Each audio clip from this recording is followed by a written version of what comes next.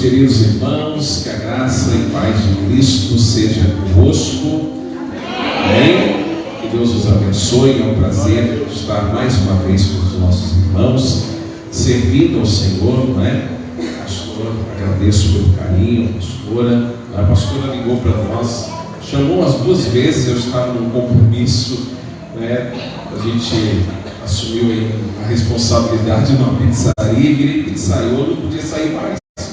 Mas aí Jesus começou a me cobrar, e eu falei, opa, deixa eu voltar para o meu propósito antes que as coisas comecem a ficar complicadas, né? Aí essa semana eu falei, pastor, agora já estou livre. Ela disse, então quarta-feira, compromisso marcado. E nós estamos aqui para servir a noiva do Senhor Jesus. Amém? O tema desta campanha é profético, é um tema muito forte, é um tema que fala de glória de segunda casa, ou seja, de algo novo, ou de um novo tempo, de uma nova era, de um novo momento na sua vida. E eu, quando recebi o tema da pastora, eu comecei a orar a Deus, não é? Estamos numa semana intensificada de busca, de consagração, eu estava orando a Deus, e o Senhor me deu um tema muito forte. Eu queria que você abrisse a sua Bíblia juntamente comigo, no livro de 2 Samuel, segundo livro de Samuel. O capítulo é o capítulo de número 9, onde a gente vai extrair aqui o texto para podermos entender aquilo que o Senhor Deus quer falar conosco nesta noite. Louvo a Deus pela vida da minha esposa, minha família, que é uma mini congregação, não é? É uma mini congregação. Quando a gente chega, a gente tem igreja, que a gente chega e enche a igreja. Mas é uma bênção, né? E louvo a Deus por estarmos juntos fazendo a obra do Senhor, não é? Segundo Samuel, Davi havia agora aqui assumido, não é, o governo de Israel em sua totalidade. Davi com aproximadamente seus 30 anos, e ele está assumindo o governo, ele está agora, aquilo que Deus havia determinado através da vida do profeta Samuel se cumpria na sua vida, porque a primeira coisa que você precisa entender nessa noite é que quando Deus fala, Ele cumpre. Não, você não entendeu. Quando Deus fala, Ele cumpre. Existem coisas que não acontecem na vida da gente porque Deus não falou, ou porque talvez nós mudamos da posição de quando Deus falou. Um exemplo, Deus falou com Davi, não é? Ele ainda era um menino, de aproximadamente seus 17 anos, 15 para 17 anos, você sabe a idade correta, né? Com exatidão, mas ele era um menino ainda, um adolescente, e Deus falou com ele, ele foi ungido rei. Não é profeticamente, um ato profético.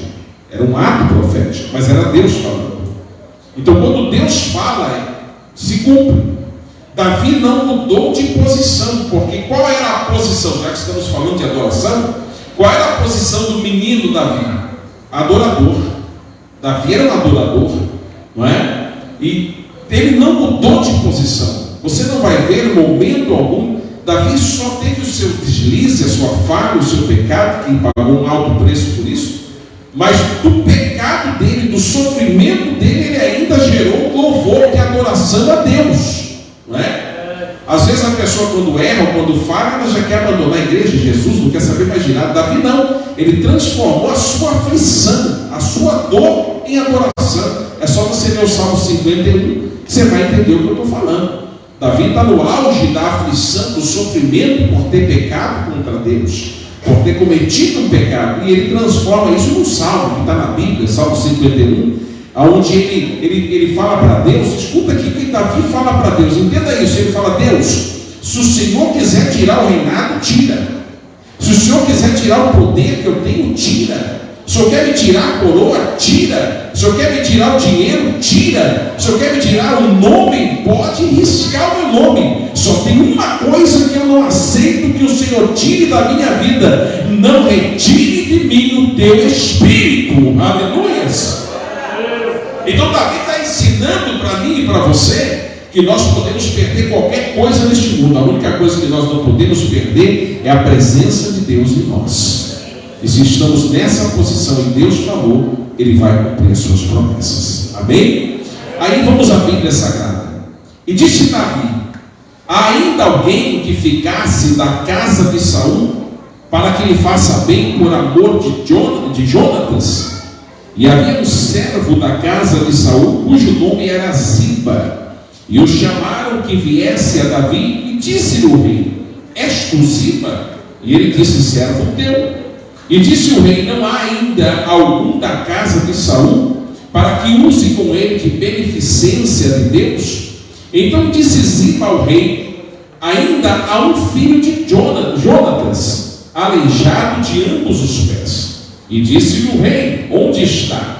E disse-lhe Ziba ao rei: eis que está em casa de Maquir, filho de Amiel, em Lodebar. Guarde esses nomes: Lodebar. Então mandou o rei Davi, e o tomou da casa de Maquir, filho de Amiel, de Lodebar. E vindo Mefibosete, filho de Jonatas, filho de Saul, a Davi, se prostrou com o rosto por terra, e se inclinou e disse Davi: Mefibosete. E ele disse: eis aqui teu servo. E disse-lhe Davi: não temas, porque de certo usarei contigo de beneficência por amor de Jonatas, teu pai, e te restituirei todas as terras de Saul, teu pai, e tu, de contínuo, comerás pão à minha mesa. Então se inclinou e disse: quem é teu servo, para tu teres olhado para um cão morto, tal como eu? Então chamou Davi a Ziba, moço de Saul, e disse-lhe tudo o que pertencia a Saul. Eu vou repetir essa parte: tudo o que pertencia a Saul e toda a sua casa tenho dado ao filho de teu senhor. Trabalharás, pois, a terra, tu e teus filhos e teus servos, e recolherás os frutos, para que o filho de teu senhor tenha pão que coma. E Mefibosete, filho de teu senhor, de contínuo, comerá pão à minha mesa. E tinha Ziba 15 filhos e 20 servos. E disse Ziba ao rei: conforme tudo quanto meu senhor o rei manda a seu servo, assim fará teu servo. Porém, Mefibosete, escute isso, comerá a minha mesa como um dos filhos do rei. Amém? Vou repetir essa última parte. Porém, Mefibosete comerá a minha mesa como um dos filhos do rei. Amém? Para finalizar, para você se assentar, olha para quem está bonito do seu lado, cheiroso, e diga: Lodebar nunca mais. Não, é profeta. Faz cara de profeta, irmão. Como que é cara de... Já viu o profeta profetizar? Né? Ele faz uma cara assim, brava, um tipo de autoridade, não é verdade? Ele enche o pulmão, então enche o pulmão, faz cara de profeta e diga para alguém que está no céu: Lodebar nunca mais.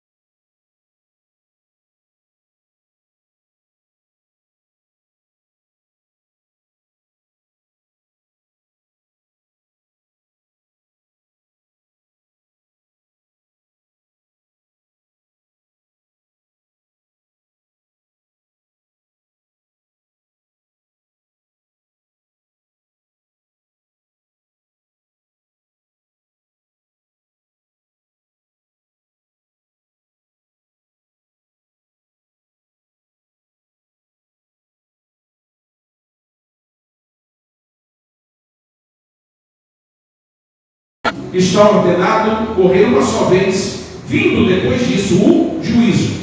Então, quer dizer, não tem como se reencarnar segundo a palavra de Deus. Mas Allan Kardec acreditava que a vida era uma nova oportunidade de acertar aquilo que se fez errado numa suposta outra vida. Claro que não acreditamos nesta frase ou nesse entendimento de Allan Kardec. Charles Chaplin, grande artista, né, do cinema mudo. Alguém lembra de Charles Chaplin, bigodinho, né, aquela paletinha lá, aquela bengalinha, né, e muito engraçado. Mas Charles Chaplin também disse que para ele a vida é maravilhosa quando você não tem medo dela, não é? E eu achei interessante que foi uma das frases que me chamou a atenção, porque muitas pessoas têm medo da vida. Você sabia que tem gente que tem medo da vida com Deus? Ele tem medo de servir a Deus. Ele acha que servir a Deus é um bicho de 7 cabeças. Não é? Servir a Deus é uma coisa muito difícil. Quando na verdade servir a Deus, quando você compreende o que é o serviço ao reino, é uma coisa gostosa. Não é? Essa semana meu filho, esse maior, ele é autista, e ele entrou no quarto e ele, há 2 domingos atrás, ele teve uma experiência na igreja de conversão, né? Ele estava lá fora e ele sentiu Deus falando com ele, começou a chorar, entrou para dentro da igreja e no momento do convite ele foi à frente, entregou a vida dele para Jesus, chorando e plantando lágrimas. Mas como ele já havia feito isso algumas vezes, né? Eu falei, vamos esperar os frutos, né? Porque faz parte do probleminha que ele tem, né? Então vamos esperar o fruto. E gerou fruto. E ele entrou no quarto, começou a orar, começou a tentar ler a Bíblia, que agora está começando a aprender a ler.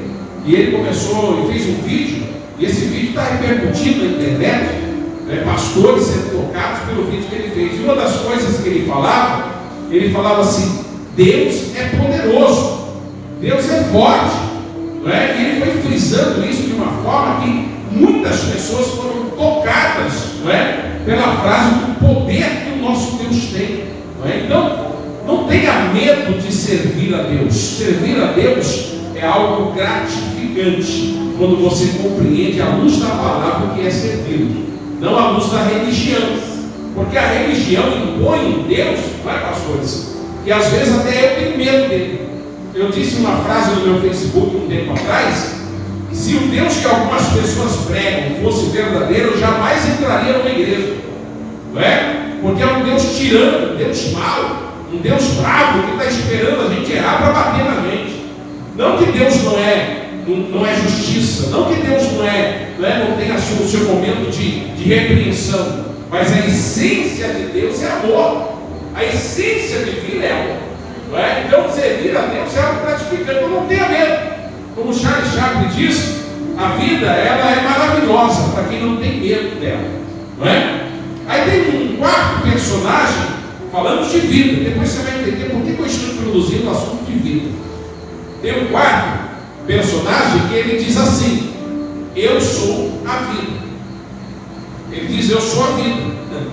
Todos os personagens falaram algo da vida. Confúcio disse que a vida era uma busca pela verdade, mas no final ele disse que não achou, não é? Allan Kardec disse que a vida é uma nova oportunidade, mas nova oportunidade é essa que nem ele teve. Não é? Charles Chaplin, que é batista, disse que a vida, para quem não tem medo, ela é boa, não é? Mas a maioria das pessoas tem medo. Agora o quarto personagem, ele diz assim: eu sou o caminho, eu sou a verdade e eu sou a vida. Eu sou a vida. A essência da vida está em mim. É interessante que quando Jesus ele diz: eu sou o caminho, a verdade e a vida, está aí no Evangelho de João, a Bíblia diz que logo em seguida os fariseus querem matar Jesus. Eles querem matar Jesus por ter dito isso. E talvez você não entenda o porquê dessa revolta, o porquê dessa raiva, o porquê que eles queriam matar Jesus só porque Jesus disse que era o caminho, a verdade e a vida. Mas aí nós temos que nos referenciar no Antigo Testamento. No Antigo Testamento, o homem, para se encontrar com Deus, ele tinha que ir a um local só, que era bem no começo o tabernáculo e posteriormente o templo. O tabernáculo, assim como o templo, ele tinha 3 divisões. Na primeira divisão do tabernáculo era um local chamado átrio, onde ficava uma pia, onde os sacerdotes lavavam as mãos. lavavam os sacrifícios que iam ser ofertados a Deus, porque o Deus que nós servimos é um Deus de pureza, é um Deus de coisas limpas, não é? Então os sacerdotes ficavam ali aguardando no átrio de uma pia, né? O segundo espaço, o segundo local do tabernáculo, que é conhecido como Santo Lugar, onde era feito o trabalho sacerdotal, não é? Ali era onde se expiava, se colocava o sangue, ali tinha as luminárias com azeite, ali tinha, né? Naquele local, o Santo Lugar era um segundo espaço aonde se buscava Deus. Mas havia um terceiro espaço, aonde somente o sumo sacerdote, uma vez por ano, entrava para fazer expiação dos pecados de toda a nação de Israel, que era o Santo dos Santos. E era uma coisa tão séria entrar no Santo dos Santos, que o sumo sacerdote se preparava, se purificava, não é? Ele se mantinha puro por um período, mas ainda assim nas suas vestimentas, escute isso, você vai entender, tinha uma romã e um sinete, para que quando ele entrasse e estivesse fazendo os trabalhos sacerdotais dentro do Santo dos Santos, as pessoas ouvissem lá de fora que ele estava vivo. Porque se ele entrasse no Santo dos Santos com qualquer mancha de pecado, qualquer mácula, ele era fulminado pela Shekinah, que era a glória de Deus que habitava naquele lugar, né? Então o sacerdote entrava e o povo de Israel ficava ouvindo: olha, está vivo, o sacerdote está vivo. E quando o sacerdote saía do Santo dos Santos, era comemorada uma grande festa, porque Deus havia aceitado o sacrifício por expiação de pecado de toda a nação. Esses três lugares tinham nomes populares. E quais eram os nomes populares dos três locais? O átrio era conhecido como o caminho. Olha só que interessante. O átrio era conhecido como o caminho. O santo lugar era conhecido como a verdade, porque ali era a verdade. E o Santo dos Santos era conhecido como a vida, porque ali habitava a vida de Deus para toda a nação de Israel. O que é que isso tem a ver conosco? Quando Jesus disse: eu sou o caminho, a verdade e a vida, ele está dizendo: eu sou o caminho que conduz o homem à presença de Deus. Você pode glorificar a Deus por isso? É por isso que quando Jesus ele expia na cruz, ele morre na cruz como um sacrifício vivo, a Bíblia diz que o véu do templo ele se rasga. E ele se rasga como? De baixo para cima ou de cima para baixo? Quem se lembra? De baixo para cima ou de cima para baixo? De cima para baixo. Por quê? Só para você entender que véu é esse, irmão, não imagina o véu com essa folhinha de papel aqui, não. O véu não era essa persiana aí, que já é difícil de rasgar na mão, não é verdade ou não? Você tenta rasgar uma persiana dessa para você ver, você não vai conseguir. O véu era um composto de linho puro e couro, de 15 centímetros, irmão, isso aqui, ó, 15 centímetros, ninguém poderia rasgar aquilo não tinha como se rasgar. Então, quando o véu se rasga de cima para baixo, eram os dedinhos do seu Deus pegando o véu, rasgando e dizendo: a partir de hoje está aberto o acesso à minha presença. Bendito seja o Senhor. É por isso que hoje a gente não traz um animal para se sacrificar na igreja. A gente entra aqui dentro e já começa a sentir uma presença. Eu não sei você, mas eu já estou sentindo uma presença gostosa aqui dentro. Eu já estou sentindo uma glória desde o primeiro louvor, da primeira oração, da primeira ministração. Eu já comecei a sentir uma glória diferente, porque o acesso está livre, está aberta a porta da graça. Pastor, mas o que isso tem a ver com o texto que foi lido? É que eu começo a falar de um homem que aos 5 anos de idade tinha uma vida normal, uma vida de príncipe. Quem era Mefibosete? Filho de Jonatas. Quem era Jonatas? Príncipe do reinado de Saul. Então imagina aqui, irmão, o neto de um rei, um dos maiores reis da terra, Mefibosete era neto do rei Saul. Ele era filho de Jonathan. Imagina a vida de luxo. Até os 5 anos de idade, não faltava o que comer. Os melhores brinquedos, né, da época, a melhor cama, os melhores banhos, as amas fazendo massagem. Meu filho Davizinho tem 1 ano e 4 meses. Eu coloco ele numa máquina, eu faço massagem. Aí eu coloco ele na máquina e faço massagem. Ele, irmão, se deixar ele fica 1 hora. Parece um príncipe deitado assim, ó. E aí todo mundo olha para ele, ele não quer saber de ninguém. Deitadão na máquina e fazendo massagem nele. Ama massagem. Assim era a vida de Mefibosete. Ele era príncipe. Ele era supostamente o futuro rei de Israel. Tratado a pão de ló. Os melhores alimentos, as melhores frutas, os melhores pedaços de carne, tudo servido a ele, tudo trazido em sua mão. 5 anos de idade, ele não tem ainda um raciocínio lógico das coisas.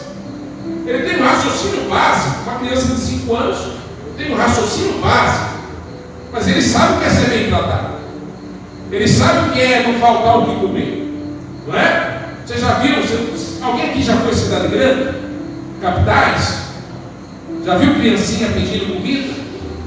3, 4, 5 anos? Eu já vi. Você já viu criança de 4, 5 anos na lata de lixo procurando comida para comer?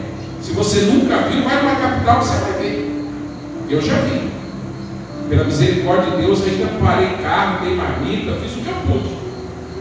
Porque é sofrido você ver uma criança de 4, 5 anos pedindo. E existe até alguns pais malandros nas capitais que usam os pequenininhos para pedir dinheiro, para usar droga. Esse sabe o que é sofrer. Mas Mefibosete só sabia o que era vida boa. Ele só sabia o que era ser príncipe. Ele só sabia o que era comer os melhores alimentos. Mas de repente, a vida de Mefibosete se torna uma morte. Porque Saul morre. O pai de Mefibosete morre em batalha, na mesma guerra. Ambos morrem.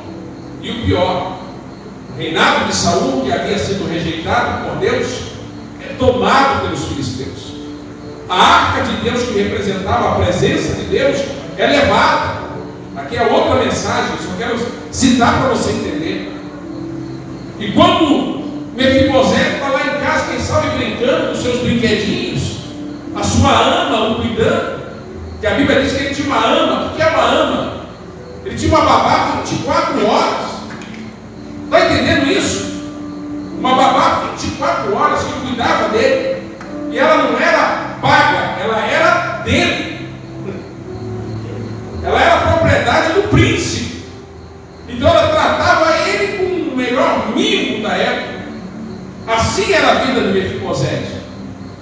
E quando essa ama recebe a notícia de Jezreel, que Saul morreu, Jonatas morreu, e os filisteus estão vindo para dominar o palácio, em um ato de desespero, ela pega o menino nos braços e ela quer fugir com o menino, porque eu imagino que ela tinha amor já por ele, né? Porque ela era a mãe dele, não é? Mãe de criação, a mãe de coração, que cuida. Então quando ela vê que os filisteus estão vindo para matar todos, os filisteus estão vindo para dizimar o palácio, então ela pega o menino em um ato de desespero e ela vai correr.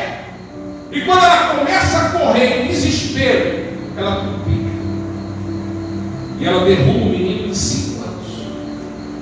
E a Bíblia diz que ele fica aleijado de ambos os pés. Você está começando a entender o que é, aonde Deus quer levar você nessa noite? A nossa vida não é assim. De repente está tudo legal, está tudo 10, está tudo certo, está tudo indo bem, o avião está decolando, a coisa está funcionando, e de repente um tupicão faz você ficar aleijado de ambos os pés. É isso que acontece com o Mefibosete. além da dor das suas pernas quebradas, além do sofrimento que ele está tendo agora, ele anda correndo com ele, perna quebrada, fugindo, sem saber para onde ir, se embrenha no meio do deserto, e alguém diz para ela assim: o que aconteceu, moça? Eu estou fugindo. O menino quebrou os pés, perdeu os movimentos da perna, e eu não sei para onde ir.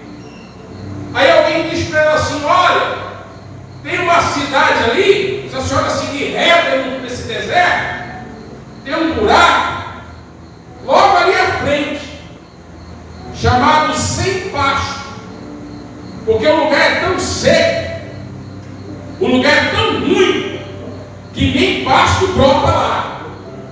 Mas é lá que se alojam pessoas como a senhora, que não tem para onde ir, que está sem destino, que está sem rumo. Chama Lodebar o lugar. A palavra Lodebar, a palavra Lo do hebraico significa sem. Toda vez que você ver alguma coisa chamada, começando com Lo, do hebraico é sem. Um exemplo, a filha do profeta Oséias, Ruama. Aí Deus fala: agora muda o nome dela, coloca Lo Ruama, ou desfavorecida, ou sem favor. Então toda vez que a palavra Lo aparece, é sem. E a palavra Debar, no hebraico, é pasto. Então ela vai para a cidade sem pasto, sem alimento, seca, ou seja, ela vai para o deserto. E é interessante que no caminhar da nossa vida, Deus nos conduz a alguns desertos. Eu não sei você, mas eu já passei por alguns e tenho passado por outros. E enquanto eu estiver na terra, eu sei que eu vou continuar passando. Mas o melhor de tudo é passar pelo deserto com a presença do Eterno. O melhor de tudo é passar pelo deserto com a presença dele. Porque existem duas formas de você ir para o deserto: você se colocar no deserto, e você ir para o deserto guiado por uma nuvem, que é o próprio Deus, aonde Ele está te levando para te ensinar coisas boas e espirituais. O menino não está entendendo nada, ele tem 5 anos. Ele não está entendendo nada que está acontecendo na vida dele. Ele só entende que ele acorda no outro dia com uma dor tremenda nas pernas sem poder andar. Ele só entende que os brinquedinhos que ele brincava não estão mais lá. Ele só entende que o papazinho da manhã, que era gostoso, não é mais. Ele só entende que as frutas gostosas que ele comia não tem mais. Ele só entende que alguma coisa mudou na minha vida. Cadê meu pai? Cadê minha mãe? Cadê meu vovô Saul? Cadê? Onde estão os meus parentes? Aonde estão? Meu irmão, não é assim de vez em quando? Você olha para a direita e fala: peraí, mas cadê meus amigos?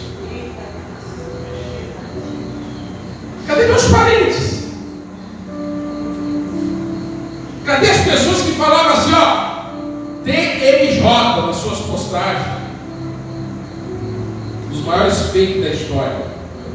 TMJ. O que é TMJ? Tamo junto. Tamo junto. Não é assim? Tamo junto, TMJ.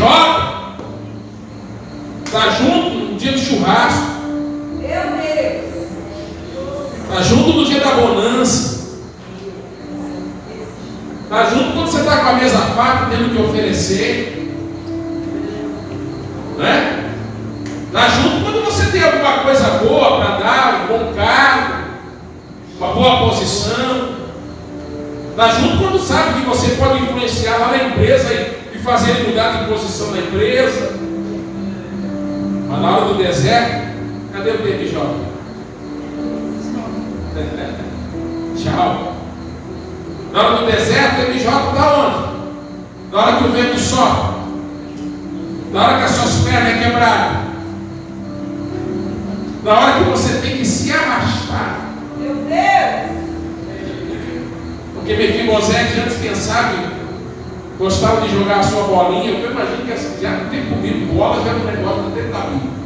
Parece que a criança, o homem já nasce com esse negócio de bola. Meu filhinho tem 1 ano e 4 meses, meu Deus do céu. Assistia na série do tempo certo, eu sou da Assembleia de Deus ali na série. Saindo lá, tem aquelas bolas amarelas. Ele olhou, bola, pum! Meteu o pé naquela bola de congresso. Eu, não, filho, isso não é bola. Né? Parece que ele já nasce, o homem já pensa esse negócio de bola. Né? Eu acho que Mefibosete já tinha sua bolinha, já corria para cá agora. Porque ele está se arrastando no chão. Preciso ir no banheiro, vai se arrastando. E assim é a nossa vida. Há momentos que a gente corre, há momentos que a gente pula, há momentos que a gente fala, eu vou estraçalhar tudo. Mas há momentos que a gente se arrasta. Há momentos que a gente está lá no pó, lá embaixo. Aí nessa hora, Deus coloca um Maquir na vida de Mefibosete, filho de Amiel. Olha o nome dele, Maquir. O significado do nome dele é vendido. Ou seja, ele era um ex-escravo. E só quem é ex, isso aqui é profético, só quem é ex entende quem está passando pelo deserto. Só entende quem está passando pelo deserto quem já passou. Só entende quem está se arrastando, quem já precisou se arrastar um dia. Só entende o sofrimento do próximo quem já sofreu. E é por isso que talvez o Espírito Santo está te conduzindo para um caminho de alguns sofrimentos que você não está nem entendendo, é porque no dia de amanhã você vai precisar entender alguém. No dia de amanhã você vai precisar estender as mãos para alguém. E você vai estender sem julgamento. Você vai estender sem apontar o dedo. Eu falo por experiência própria. Eu passei por situações na minha vida que eu nunca esperei passar. Situações que eu nunca imaginei que eu passaria. Homem que ora 3, 4, 5 horas por dia. Teve um período de eu orar 7 horas por dia. Estou falando para mim só para você entender o deserto. Tive períodos de jejum de 7 dias. Só tomando água. Orar, paralítico andar. Orar, pessoa sem osso na perna, nasceu o osso e a pessoa largar a cadeira de roda. Eu achava, nossa, eu sou santo demais. Eu sou o homem mais santo que existe. Olha como Deus me usa, por quê? Por causa da minha santidade. Eu sou muito santo. Eu sou imbatido. Eu sou o Superman gospel. Eu sou um super-herói. Até que um dia eu me vi com as pernas quebradas, coxo, me arrastando pelo chão. Aí eu perguntava a Deus, por quê? Por que o Senhor me matou antes? Eu estava aqui coxo, aleijado dentro dos pés, me arrastando pelo chão. Deus dizia para mim, porque eu quero te ensinar alguma coisa. Porque eu preciso te ensinar algumas lições. Porque eu preciso revelar algumas coisas ao seu coração, para que no dia de amanhã você não aponte mais, mas abrace. Você não aponte, mas estenda as mãos para levantar. Por isso você vai se arrastar. Assim era a vida do Mefibosete. O menino vai crescendo, ele não tem consciência ainda de quem era. Mas os anos vão passando. Maquir, vendido, começa a ensinar coisas para ele da sua cultura. Mas um dia, Ziba, que continuava no palácio, mas conhecia a história e o visitava, isso foi retratado até na novelinha da Record, Ziba vai visitar e começa a revelar para ele quem ele era. E uma das coisas mais tristes que existe para nós é você saber quem você é, mas não estar onde era para você estar. Não sei se você entendeu isso. Uma das coisas mais tristes que pode existir na vida do ser humano, porque quando você não sabe quem você é, qualquer coisa está te valendo. É por isso que o diabo gosta de crente que não tem Bíblia, que é ignorante na fé. O diabo tem a mesma filosofia de um partido político nacional, que quer que você, quanto mais ignorante seja, melhor, porque é mais fácil de te governar. Satanás gosta de crentes ignorantes, que não têm o conhecimento da palavra, que não busquem conhecimento. Por quê? Porque aí ele governa. Porque o conhecimento te tira da prisão. O conhecimento te tira do presídio espiritual. O conhecimento te revela coisas grandes. Mas uma das coisas que é interessante é porque o conhecimento, ele faz você saber quem você é de verdade. Por exemplo, aqui na minha frente, eu não estou pregando para crentes, visitantes, católicos, não. Eu estou pregando para príncipes e princesas do reino de Deus. E se você conseguisse compreender isso, que você é nada mais e nada menos do que um príncipe do reino de Deus, você não aceitaria qualquer coisa. Chega lá para os príncipes lá do reinado da Inglaterra e fala para eles: olha, eu vou te oferecer uma vidinha qualquer. Ele vai aceitar sim ou não? Não, porque ele vai dizer o quê? Eu sou príncipe. Se eu sou príncipe, eu quero viver como príncipe. Se você é filho de Deus, por que viver como um plebeu? Se você é um príncipe, por que aceitar uma vida plebeia? Uma vida qualquer. Se você é um príncipe. E quando Mefibosete começa a entender, a idade vai chegando, sai da idade da inocência, começa a ter compreensão de quem ele era de verdade, Mefibosete se deprime. Você vai ver isso nas prédicas do próprio Mefibosete.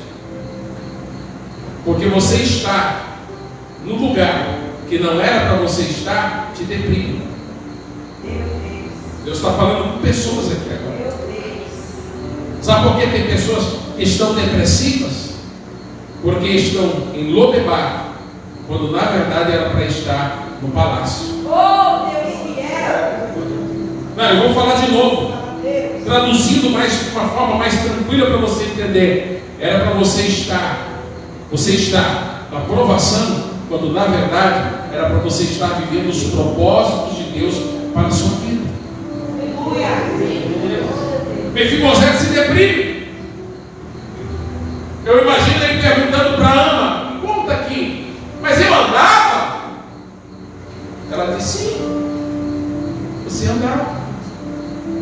Mas eu conseguia correr? Sim, você corria. Eu conseguia brincar? Sim, você brincava. Eu conseguia ir para o banheiro sozinho? Sim, você conseguia. E hoje eu estou assim, nesse estado.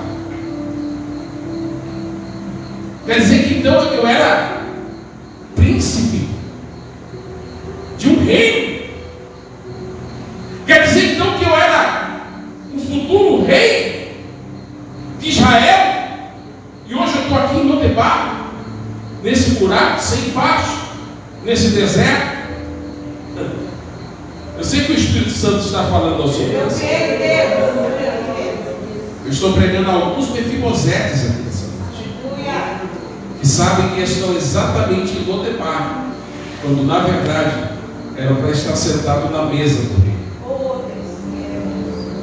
Lá está Mefibosete, triste, mas ele precisa vencer algumas coisas. Um dia o rei Davi acorda inspirado. E deixa eu te falar uma coisa: inspiração É o sopro de Deus no homem. De vez em quando Deus te inspira para algumas coisas e você fica com medo de fazer. Faça. Inspiração é o sopro divino em você. Davi acorda, está tudo 10 no governo, ele assumiu o governo unificado, ele está poderoso, mas aí o Espírito Santo inspira. Davi, lembra que você fez uma aliança com Jonas? E você falou que quando você assumisse o governo, você ia fazer beneficência, bondade aos descendentes dele. Chegou a hora. Deixa eu te explicar uma coisa para você entender, para você dar um glória daquele bem gostoso. Vai chegar um dia que Deus vai inspirar alguém por você. Vai chegar um dia que alguém vai te enxergar, mesmo você estando escondido, mesmo você estando numa caverna, alguém vai enxergar você. Aí Davi levanta e diz: ei, chama aí todos os meus súditos do meu governo, vem cá. Há alguém da casa de Saul no qual eu possa agir com benevolência? Aí Ziba está lá, porque na hora certa Deus coloca as pessoas certas no lugar certo para te abençoar. Na hora certa Deus vai estar, tudo dá certo. Ziba está lá. Aí Ziba diz assim: meu rei,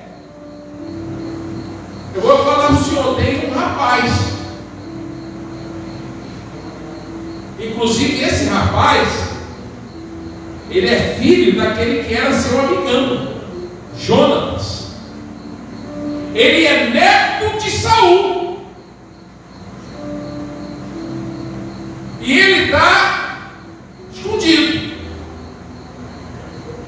Porque há momentos que Deus te esconde.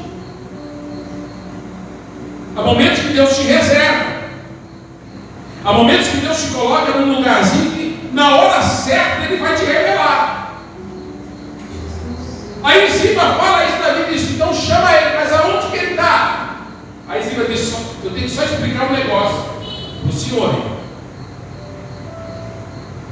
Ele é coxo de ambos os pés. Ele não anda. E ele está lá na casa de Maquir,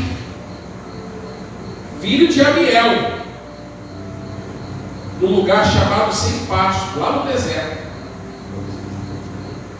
Aí Davi diz: então vai chamá-lo, porque eu preciso falar com ele.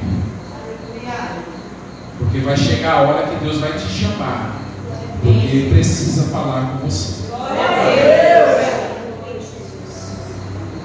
Ziba vai lá na casa de Maquir, e agora Mefibosete vai entrar num novo conflito. Ziba diz: olha, Mefibosete, o rei Davi quer falar com você. Olha para mim aqui. Ah, que alegria, né? Um motivo de alegria para ele, tem certeza? Quem que era Davi? Quem que era Davi naquele momento? Rei. Mas quem era o rei de direito? De direito era Mefibosete. Davi era rei por escolha de Deus. Mas por hierarquia, que é um sistema monárquico, o rei de Israel não era Davi.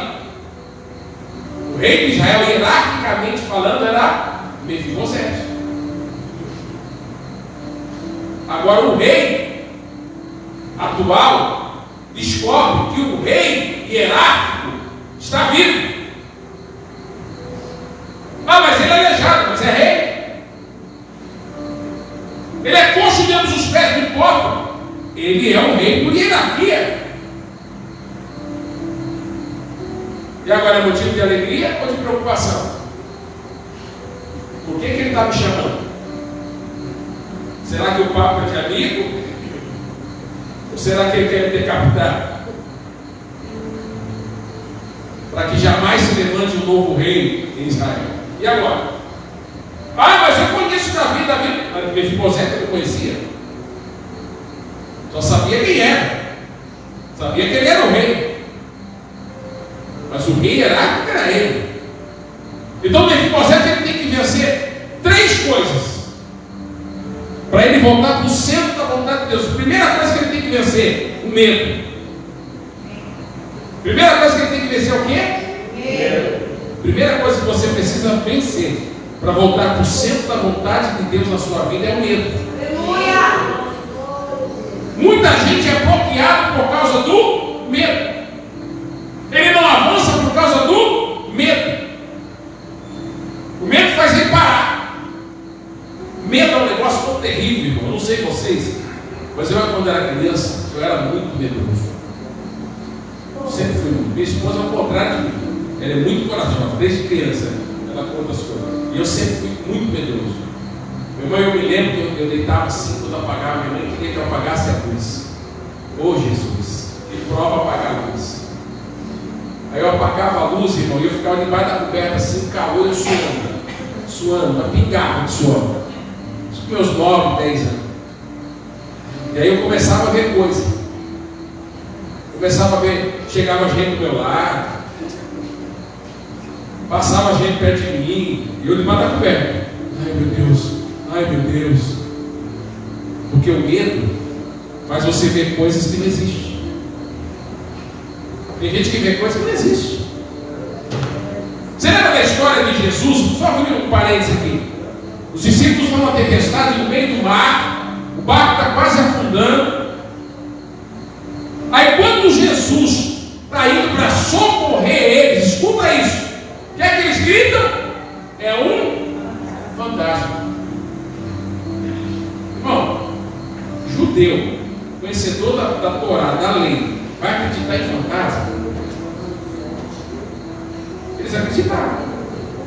É um fantasma! Aí Jesus falou: não, sou eu. Ei, cuidado para não confundir Jesus com um fantasma na sua história. Talvez a bênção está chegando, você está achando que é maldição.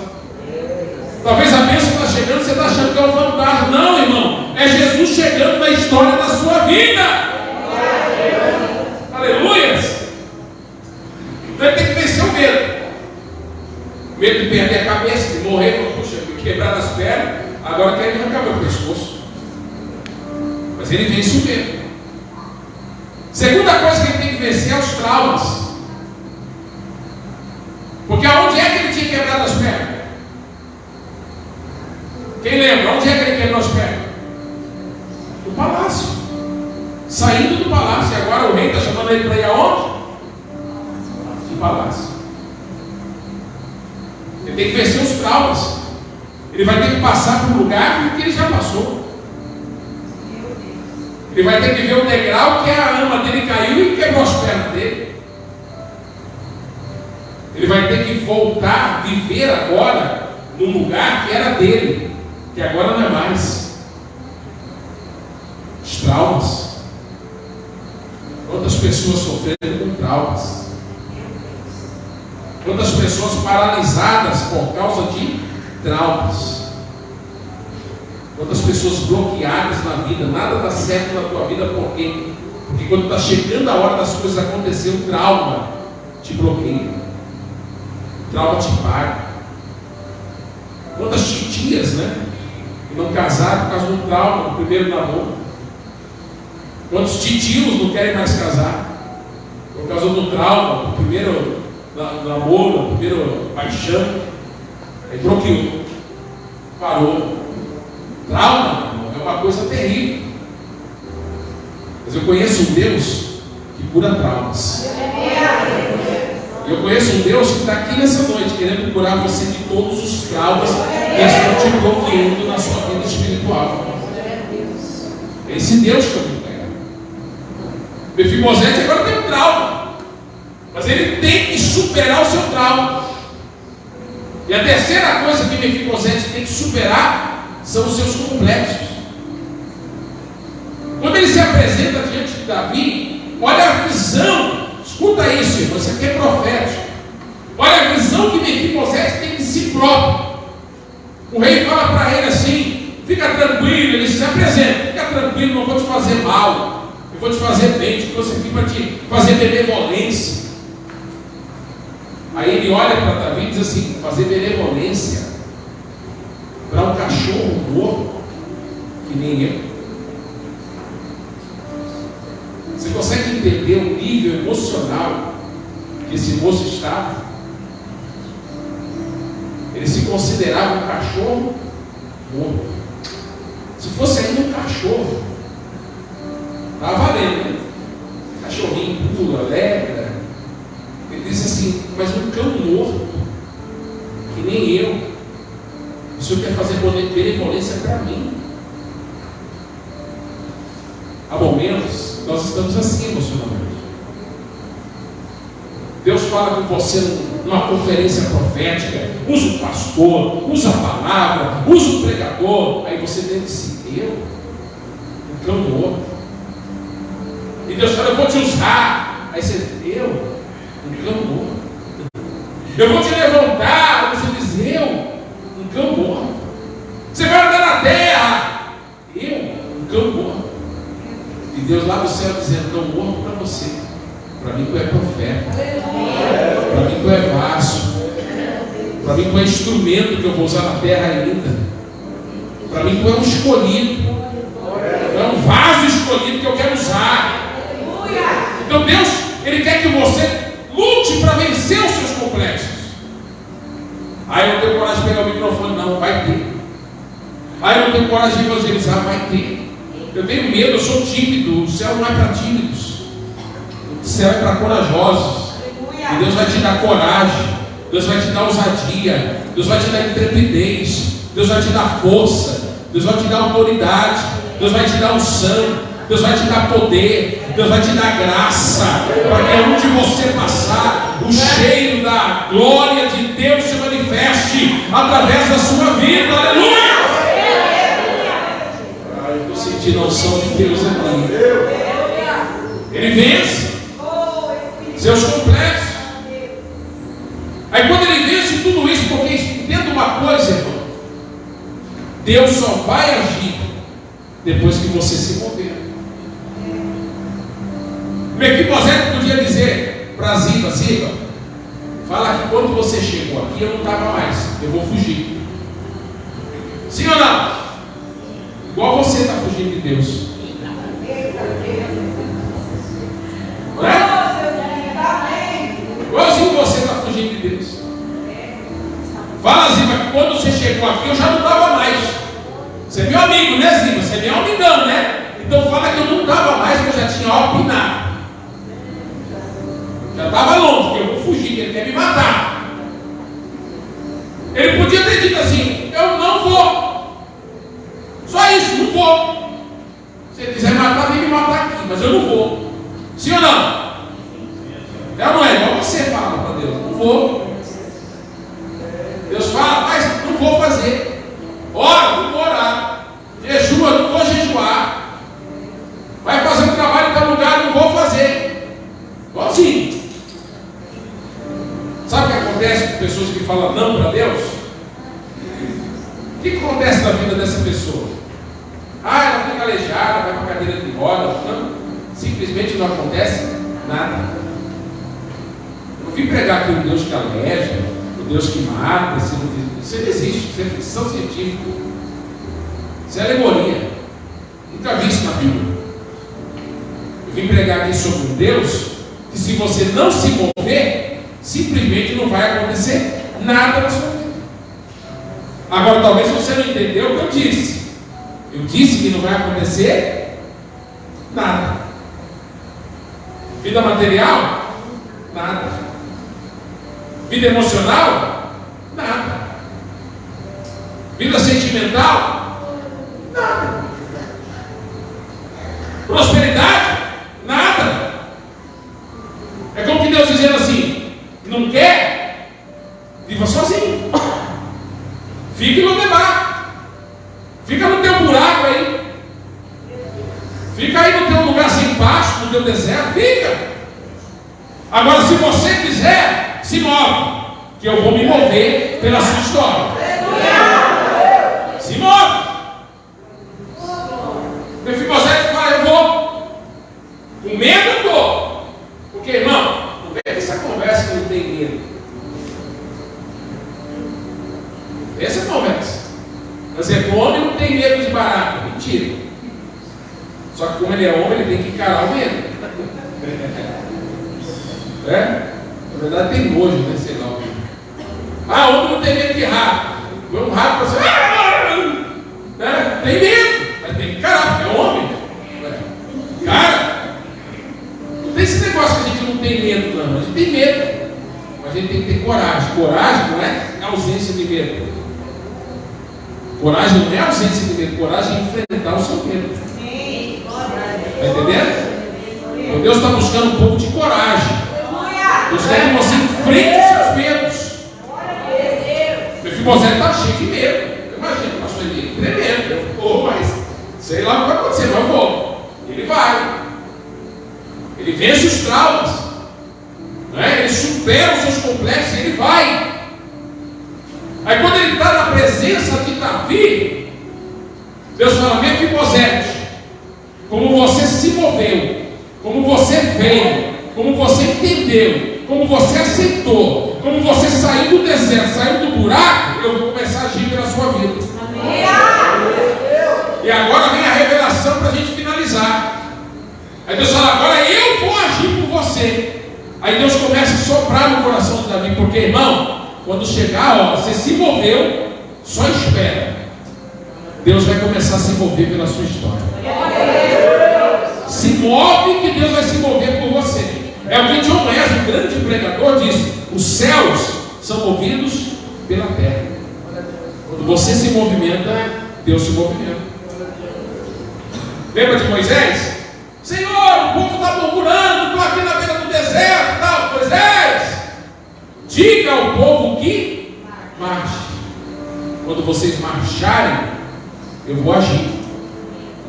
E a Bíblia diz que quando Moisés, ele levanta a vara, levanta a vara, mas quando ele dá o primeiro passo, que o mar vermelho se está entendendo? A revelação ou não? O mar não vai se abrir se você ficar parado. O mar só vai se abrir quando você der o primeiro passo. A hora que você der o primeiro passo, Deus sopra com as narinas, porque não foi com a boca. Deus soprou com a narina. Soprinho de narina para abrir o mar vermelho. Eu sou muito curioso, eu tenho uns negócios meio loucos, viu? Psicobíblico. Tem umas coisas que eu quero entender de Deus. Eu falei, Deus, por que o Senhor soprou com a narina para abrir o mar vermelho? Por que não soprou com a boca? Eu fui orando, Deus me revela esse mistério, soprou com a narina. Por que não soprou com a boca? Aí um dia veio uma voz assim no meu coração: se eu soprasse com a boca, o mar vermelho não existia até hoje. Eu soprei foi com a narina, que era só para abrir e secar o leito. Para o meu povo passar em terra seca. Porque, irmão, não pensa você que o povo passou no barro, não. A Bíblia diz que o mar vermelho, o leito do mar vermelho secou. O soprinho da narina de Deus fez o mar se abrir e o leito secou. Senão o povo se atolava. Deixa eu quer receber uma palavra profética? Levanta tua mão direita para cima. A bênção que Deus está abrindo na tua vida não é para te atolar. A bênção que Deus está abrindo na tua vida não é para te lamber.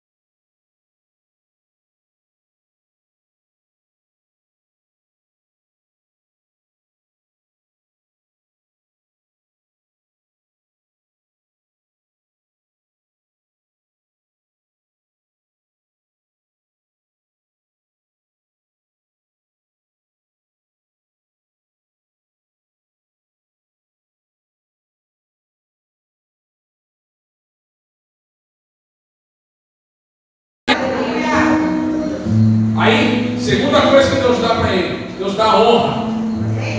Deixa eu falar um negócio para você, irmão. As bênçãos do Senhor não acrescentam dores, diz a Bíblia. Aquilo que vem de Deus não traz dor. Quando chegar o tempo de Deus na história da sua vida, você vai ser honrado. Você vai ter honra por onde você passar. As pessoas vão olhar para você e você vai ser honrado. Davi diz assim: a partir de hoje, ó, Senhor, vai lá, trabalha na terra, prepara tudo, o plano, é para os descendentes de Mefibosete, para os filhos dele, para a família dele. Mas ele não. Ele não. Eu imagino Mefibosete olhando: ué, será que eu não vou desfrutar também das bênçãos da minha terra? Aí Davi fala assim: você não, você vai sentar na minha mesa.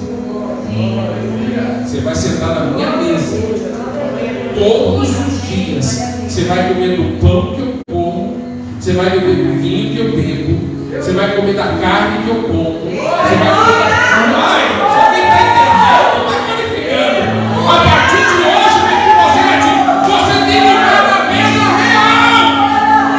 Aleluia! Fica de pé, por favor, que eu vou terminar. Não, Mefibosete, você não vai comer da tua terra, você vai comer aqui, ó, no meu palácio. Você vai sentar na minha praia, irmão. Quem está sentindo, está sentindo. Quem é espiritual já está sentindo a revelação de Deus. Não, Mefibosete, você não vai comer na tua casa. Você vai comer aqui, sentado na mesa, porque você é príncipe. E como príncipe, você será tratado. Aleluia!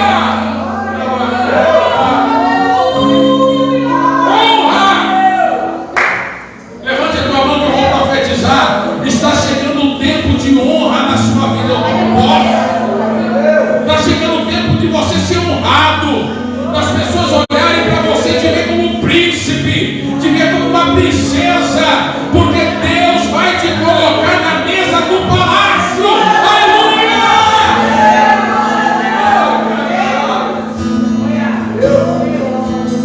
Terceira coisa que Deus faz. O que é que Mefibosete perdeu quando ele tinha 5 anos? O que é que ele perdeu? Ele perdeu mais coisas. Ele perdeu o pai. Sim ou não? Quando acontece da perda de um pai precoce, quem é a referência do filho? É o? Perdeu o pai. Quem é a referência do filho? É o avô. É o avô. Ele é o pai. Perdeu o pai, de verdade. Acontece precocemente a perda de um rapaz novo que tem filho. O vô assume a posição de pai. Sim ou não? Alguns, né? Mas a maioria assume. Mefibosete perdeu a sua filiação inteira, porque ele perdeu o pai e ele perdeu o avô do mesmo dia. Ele não tinha mais filiação. Não tem mais. Aí olha que Deus fala. Não é Davi que está falando aqui, é Deus. Aleluia. Não é o pastor Leandro que está pregando aqui, é Deus falando no seu coração. Deus querendo trazer revelações para você. Versículo de número 11, aqui eu finalizo. Olha o que Davi diz aqui, usado por Deus. Porém, Mefibosete comerá à minha mesa como um dos filhos. Meu Deus! Ah, não, você não entendeu. Mefibosete vai sentar na minha mesa. E a partir de hoje ele vai comer como um dos meus. Sabe o que Deus está dizendo para Mefibosete? Mefibosete, eu não estou devolvendo só terra. Eu não estou devolvendo só para você a autoridade. Eu não estou só te honrando. Eu estou te dando uma filiação. Eu estou te dando um pai. Eu estou te dando um papai para te abraçar. Aleluia! A partir de hoje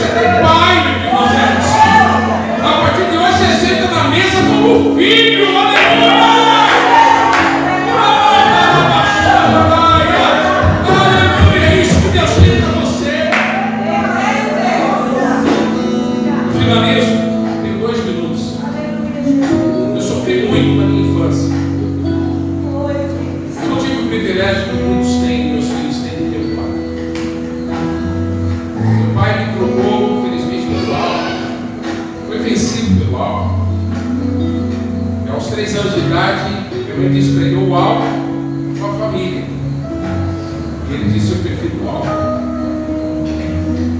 Minha mãe, então, querendo que eu não tivesse uma referência paterna de um pai alcoólatra, ela se separou e foi para um bairro bem longe, em São Paulo, para que eu não tivesse contato com ele e não recebesse a influência.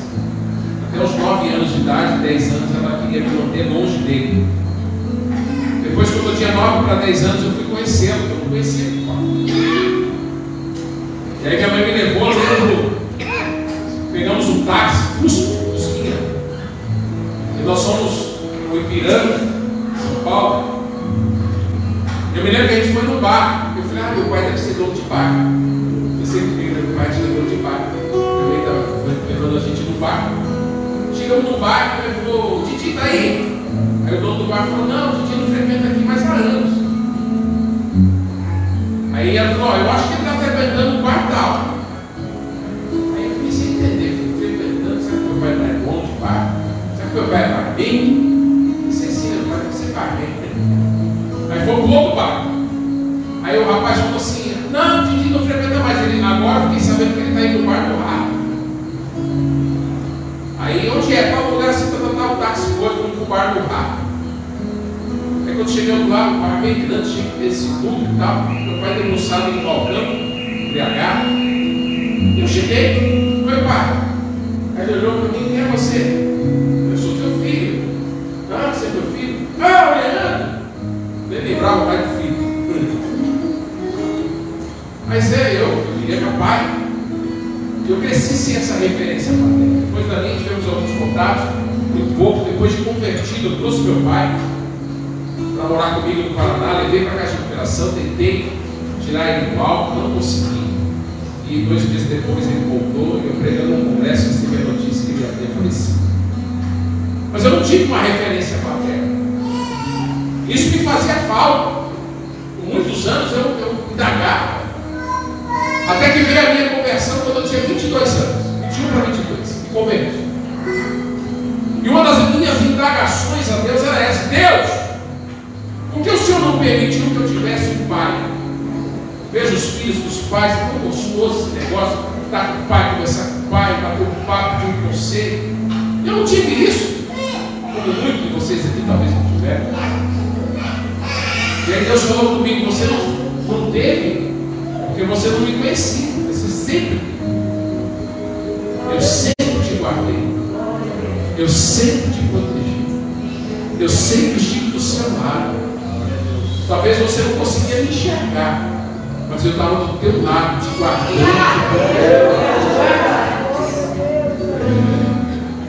Eu pude entender que Deus me abraçou como pai. Deus era meu paizão e eu não entendia isso. Deixa eu te falar um negócio, você não é órfão, não. Meu paizão não desistiu de você, não. Meu paizão continua abraçado contigo. Meu paizão continua acreditando em você. Meu paizão continua acreditando na sua história. Meu paizão continua acreditando. E hoje ele está chamando você para sentar na mesa. Hoje ele está chamando você para se assentar com ele. Hoje ele está chamando você para se abraçar com ele. Meu primeiro convite para me finalizar nessa noite é o seguinte: eu quero saber deixar a primeira pessoa que quer entregar a sua vida para o paizão, que quer hoje fazer uma aliança com ele, quer se abraçar com ele, quer sair daqui. Pastor, eu parei na fé, eu desisti. O deserto foi muito forte para mim, eu parei. Mas o paizão está te chamando hoje. Tem alguém que gostaria de entregar a sua vida para ele, fazer um propósito, sentar na mesa dele a partir de hoje? Se tem alguém, levanta a sua mão assim: eu só quero orar por você. Você que foi tocado por essa palavra, você que talvez está distante da mesa, está distante do Pai, mas hoje você sentiu o Pai te chamando, o Pai dizendo: vem filho, vem que eu tenho uma obra contigo ainda, vem que eu tenho coisas grandes para revelar na sua vida ainda. Então meu convite é esse, para você vir. Agora cabe a você tomar a decisão de vir ou não. Mefibosete, ele foi, e tudo aconteceu na vida dele. Pastor, e se eu não for? Fique lá levado. fica vivendo nada, fica vivendo sem pasto, fica vivendo no deserto aí, não tem problema. Deus não vai te obrigar, mas a proposta dele para você hoje é: se você mudar de posição, eu mudo a sua vida. Está vindo o primeiro casal, será que a igreja pode glorificar a Deus?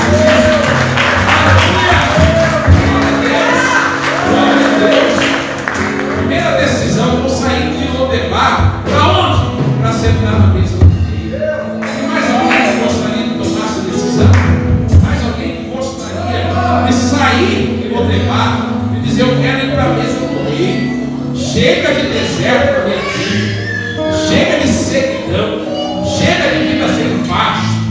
Chega de vida sem alimento. Tem mais alguém? Venham.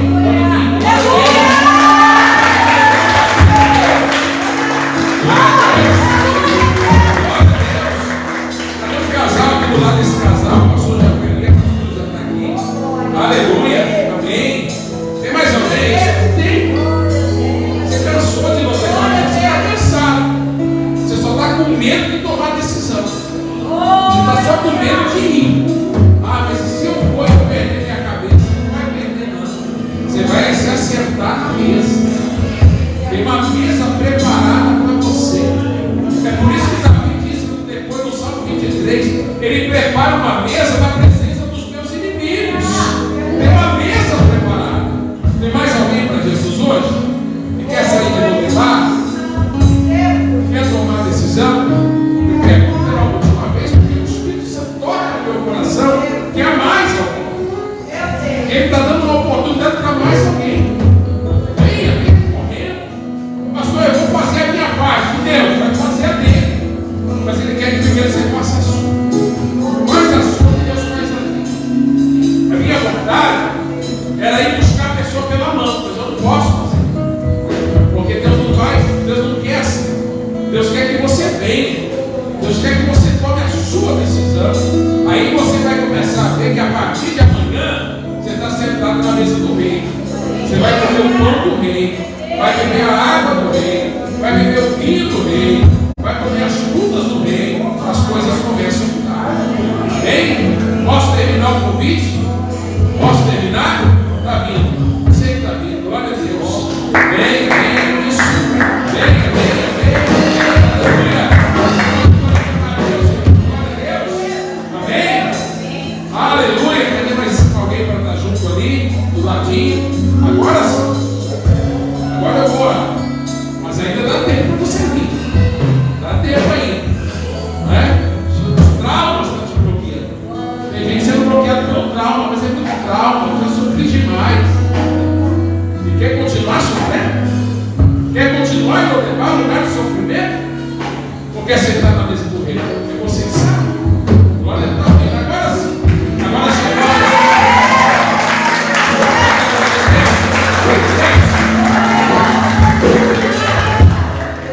Ora por ela, pastor, porque essa mulher, os traumas que ela viveu não era nem para ela estar viva.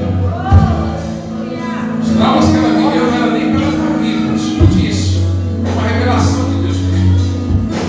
Houve momentos que você pediu a morte. Você desejou a morte.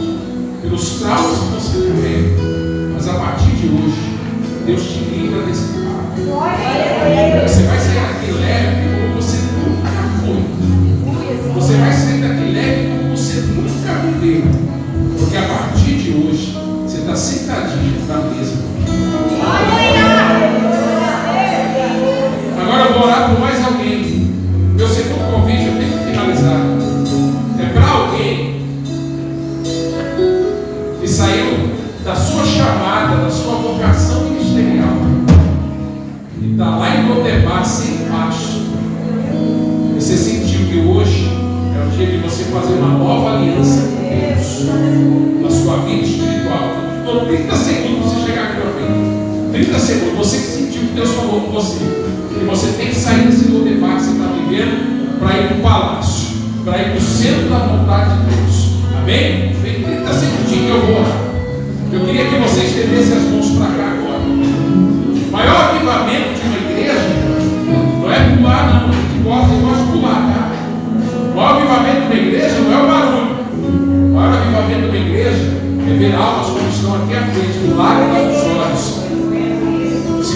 convencendo pelo Espírito Santo que precisam de uma mudança de vida. Quando o ministério de louvor se prepara para louvar, nós vamos orar. Pai, em nome de Jesus Cristo, aqui estão essas vidas tão preciosas que estão hoje tomando a decisão de sair de Lodebar, porque essa decisão não é sua, Deus, essa decisão é nossa.